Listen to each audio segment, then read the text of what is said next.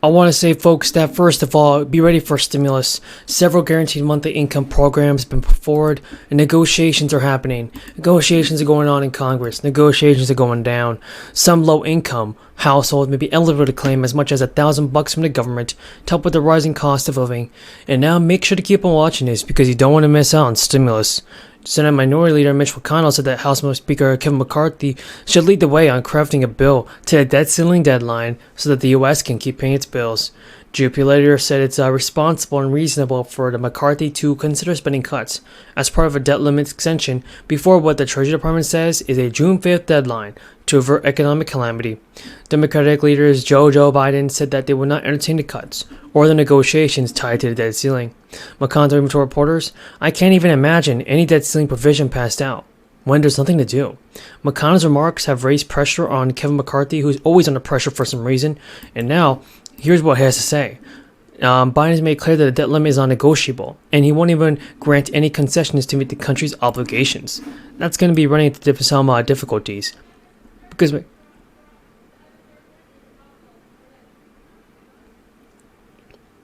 McCarthy made it clear that he plans to bring up the debt limit in his talks. Yes, now millions of people are eligible to claim an extra round of stimulus payments. This is due to President Biden's legislative agenda that could be approved in the coming days. Everybody get ready because President Biden might be ready to send out more stimulus payments. So here's some big news. It's that President Biden has said that Congress is very close to finally reaching a deal on the Build Back Better legislation. Joe Biden has continued to tout his entire Build Back Better package as he travels across the nation. And the Congressional Progressive Caucus, which is a group made of lawmakers in Congress, is now pressuring President Biden and the Senate Democrats to pass his signature very, very soon. And Democratic Representative Pramila Jayapal, who chairs the caucus, said in a statement that the spending package has only become more urgent, and negotiations of the bill have stalled, but Jayapal told reporters, public housing.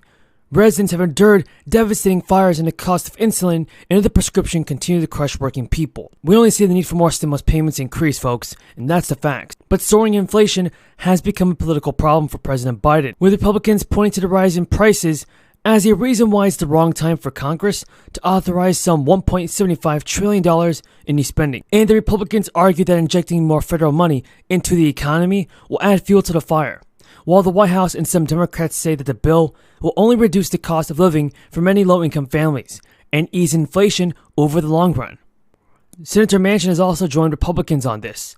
But friends, inflation is, and always been a central component of Manchin's resistance to the broader package of a stimulus. And no number of letters from economists has even stopped him from that, and should start decelerating in the months ahead. According to House officials, it is possible for lawmakers from both parties to come to an agreement on social spending programs. Biden even said, "I'm confident we can get the Build Back Better bill into law." And now, everybody, here's the breaking news about the fourth stimulus check of $1,400. Republicans and Democrats have fought hard over the issue of stimulus checks after passing the first one. But some Americans will be able to claim additional money when they file their taxes, and they could be eligible for the full $1,400 payment. One way people could be eligible for a full $1,400 is if they had a child in 2021. Now, I know many of you are wondering how this is possible. Well, it's because of the 2021 Economic Impact Payment. And that was based on a person's 2020 or 2019 return, so any eligible dependent that came to the family last year would not have been included in the payment amount. And those who have a child who qualifies for the recovery credit then know this. You can claim the dependent when they file the 2021 tax return this year. Unlike the first two rounds of payments, which limited dependent eligibility to just children, the third stimulus check made accommodations for dependents of all ages. So a person who adds a parent or grandparent or another eligible dependent to their household could be eligible for a $1,400 payment, folks. Just remember that. And if a person didn't add a dependent to their family in 2021, then they may be able to claim some money via the recovery credit on their 2021 tax return. Anyone who thinks they may be eligible for more money than they received should pay close attention when filing the taxes this year, as will be the last chance to receive the funds. I believe that President Biden must do something about the stimulus checks, and he should do a better job in sending them out. And if you guys agree with me, then tell me in the comments down below and say I agree. The esteemed Majority Leader of this House, Steny Hoyer. Gentleman from Maryland is recognized for 1 minute. Thank you, Mr. Speaker.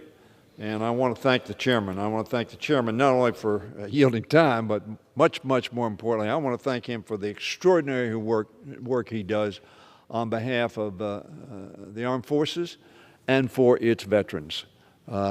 He is tireless in his advocacy of veterans' interests.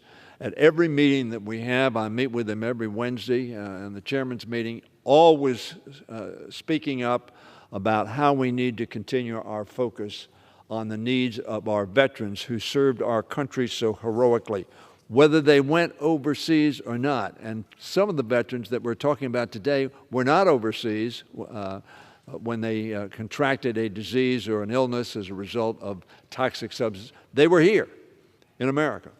There's a poet who says they also serve who stand and wait, ready to serve, ready to be deployed to the point of the spear. Mr. Speaker, you and I are old enough, I don't want to be too harsh on the Speaker, but to remember the song, "When Johnny Comes Marching Home Again, Hooray, Hooray." The boys will shout, the girls will cheer, and the women, they will all turn out. One of the problems we've seen, though, after that cheering, after that parade, after that exultation, memories are short. And as time goes by, some of our veterans, sadly, tragically, and wrongfully have been forgotten. This bill says we do not forget. This bill says we will be there for you. And yes, we will be there even if there's a substantial cost to it. And this is a defense cost. In my view, the veterans' cost ought to be in the defense budget, and we ought to be there because that is what we're all enthusiastic about spending money on.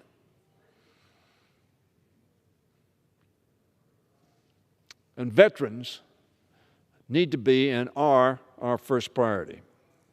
So I want to thank the chairman for his focus and for his action. He has long been a champion of our veterans and their well-being. I also want to thank Representative Ruiz and Representative Luria, who are sitting here with us, who have worked very hard on this legislation. Ms. Luria from Virginia, retired commander in the United States Navy, commanded a ship, she and her husband. Dr. Ruiz, who has been on the front line of illness, the front line as an emergency physician, and knows full well the toxic effects, or may I say the effects of toxic material to the well-being, psychological and physical, of individuals. And I thank Dr. Ruiz and Commander Luria for their work on this bill. Our veterans served with honor and routinely went above and beyond the call of duty in their defense of our nation. Many of them risked their lives, not everybody. There were some that were support, without whom those at the point of the